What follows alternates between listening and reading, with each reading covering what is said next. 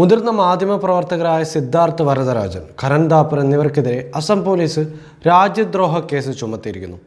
August 22-ന് ഗുവാഹത്തിയിലെ pan ബസാറിലെ crime branch ഓഫീസിൽ ഹാജരാകണമെന്നും arrest ഉണ്ടാകുമെന്നാണ് നോട്ടീസിൽ പറയുന്നത്. കേസുമായി ബന്ധപ്പെട്ട മറ്റു വിവരങ്ങൾ പോലീസ് ഇതുവരെയും പങ്കുവച്ചിട്ടില്ല.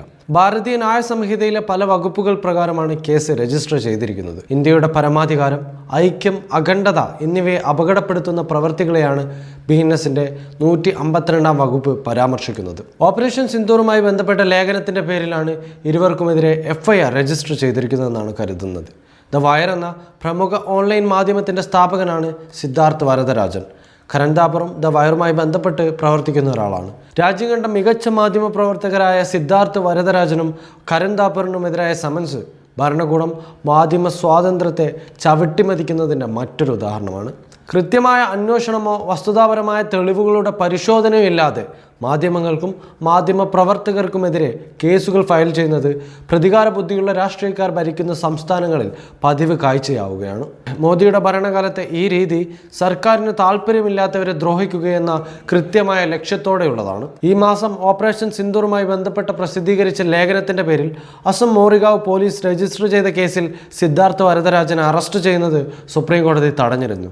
ഇതിന് പിന്നാലെ മറ്റൊരു കേസ് കൂടി രജിസ്റ്റർ ചെയ്യുകയും പോലീസ് നോട്ടീസ് അയക്കുകയുമാണ് ചെയ്തിരിക്കുന്നത്. നോട്ടീസിൽ FIR രജിസ്റ്റർ ചെയ്ത തീയതി വ്യക്തമാക്കുകയോ FIRന്റെ പകർപ്പ് ഉൾപ്പെടുത്തുകയോ ചെയ്തിട്ടില്ല. 152-ാം വകുപ്പ് പ്രകാരം സമൻസ് അയക്കുമ്പോൾ ഇത് രണ്ടും ചെയ്യാൻ പോലീസ് ബാധ്യസ്ഥരാണ്. ഈ നടപടിക്രമങ്ങൾ പാലിക്കാതിരിക്കലും മോദി കാലത്തെ പോലീസിന്റെ പ്രവർത്തന ശൈലിയിൽപ്പെടും. ഇതിൽ രണ്ട് പ്രശ്നങ്ങളാണ് പ്രധാനമായിട്ടുള്ളത്. ഒന്ന്, രാജ്യത്ത് സത്യസന്ധമായി പ്രവർത്തിക്കുന്ന മാധ്യമ പ്രവർത്തകർ വേട്ടയാടപ്പെടുന്നു. ഇത് സ്വതന്ത്ര മാധ്യമ പ്രവർത്തനത്തെ തകർക്കുകയാണ്. മോദിയുടെ 11 വർഷത്തെ ഭരണകാലത്ത് അടിയന്തരാവസ്ഥയുടെ ഔദ്യോഗിക പ്രഖ്യാപനം ഉണ്ടായിട്ടില്ല. എന്നിട്ടും മാധ്യമങ്ങളുടെ അവസ്ഥ 1975-77 അടിയന്തരാവസ്ഥ കാലത്തേക്കാൾ മോശമാണ്. രാജ്യദ്രോഹ കുറ്റം ചുമത്തുന്ന വകുപ്പ് ദുരുപയോഗം ചെയ്യപ്പെടുന്നതാണ് രണ്ടാമത്തേത്. രാജ്യദ്രോഹ കുറ്റം ചുമത്തുന്ന ഇന്ത്യൻ ശിക്ഷാ നിയമത്തിലെ 124A സുപ്രീം കോടതി ആദ്യമേ മരവിപ്പിച്ചതാണ്. അതിൻ്റെ പേരിൽ തുടർന്ന് കേസുകൾ ചുമത്തരുതെന്നും വിലക്കുകയും ചെയ്തിരുന്നു. ഇന്ത്യൻ ശിക്ഷാ നിയമം ഇല്ലാതാക്കി പകരം ഭാരതീയ ന്യായ സംഹിത കൊണ്ടുവന്നപ്പോൾ 152-ാം വകുപ്പിലെ ഇതേ വ്യവസ്ഥകൾ കൂടുതൽ വിശാലമായ വ്യാഖ്യാനത്തോടെ കേന്ദ്ര സർക്കാർ ഒളിച്ചു കടത്തി. ഈ 152-ാം വകുപ്പ് പ്രകാരമാണ് ഇരുവർക്കുമെതിരെ കേസെടുത്തിരിക്കുന്നത്. ഇന്ത്യയുടെ പരമാധികാരം, ഐക്യം, സമഗ്രത എന്നിവയെ അപകടപ്പെടുത്തുന്ന പ്രവർത്തനങ്ങളെന്ന നിയമത്തിലെ അവ്യക്തമായ ഭാഷ നിയമനിർവഹണ ഏജൻസികൾക്ക് അപകടകരമായ സ്വാതന്ത്ര്യം നൽകുന്നതാണ്. സർക്കാർ നയത്തെ വിമർശിക്കുന്നത് പോലുള്ള നിയമാനുസൃത പ്രവൃത്തികളെപ്പോലും ഒരു വ്യാഖ്യാനത്തിലൂടെ രാജ്യത്തിനെതിരായി കുറ്റമാക്കാൻ കഴിയും.